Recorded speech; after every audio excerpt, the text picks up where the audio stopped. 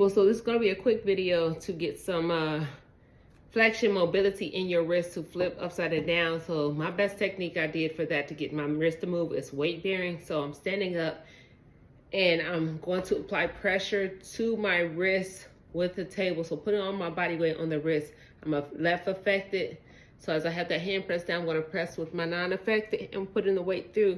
But as you'll notice, we're putting that weight through. You really want to work on getting some blood flow in that forearm as well. So you may even find that it works better. That's why you're trying to get that hand flat to massage that forearm to get that blood flow in and to kind of loosen it up, which a lot of times when we have not moved that arm post-stroke, it gets stiff. So the forearm is controlling and adding more stiffness to our wrist. So we'll start there with that weight bearing, and then we're going to add something else, as in a box that you may have in the house. And I like this flat box because, say for instance, if you're still dealing with a situation that your hand still fisted, so your hands might be trying to pop up while you're holding it down and they may not stay flat. Once we pry them open and get them flat, we're gonna take a flat surface and we're gonna press some more weight and pressure on it. As we're doing that, we're still working on getting that hand down. We're gonna add some more weight. So weight bearing is definitely our friend. I'm not gonna spend too much time on these. I'm showing you the exercises. You spend minutes on doing these.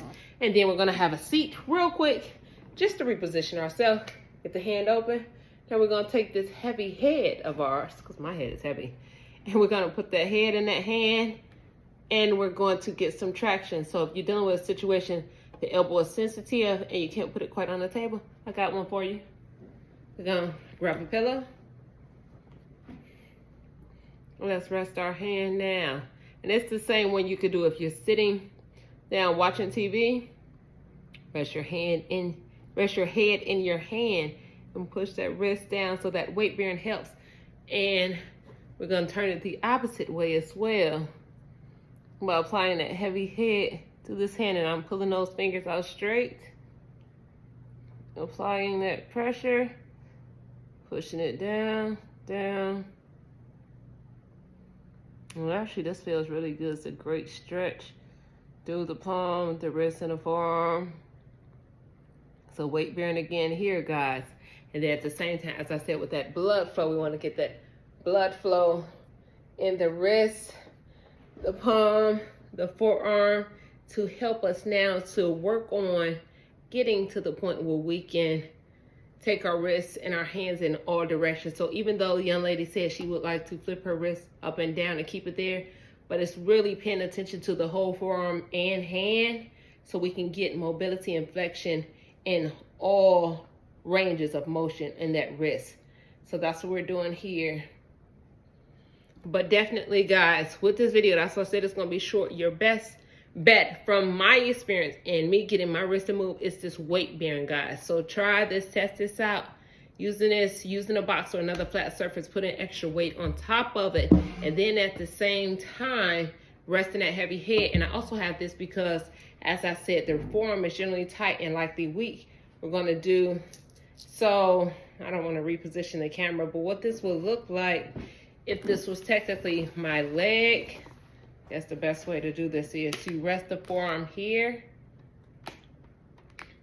And we're going to take the weight, drive the weight all the way down to those fingers. All the way down, all the way down. And I do apologize, my elbow should not be coming up, but I wasn't paying any attention. Drive it down to the tips of the fingers. Roll back in. Down. So this right here is strengthening this forearm.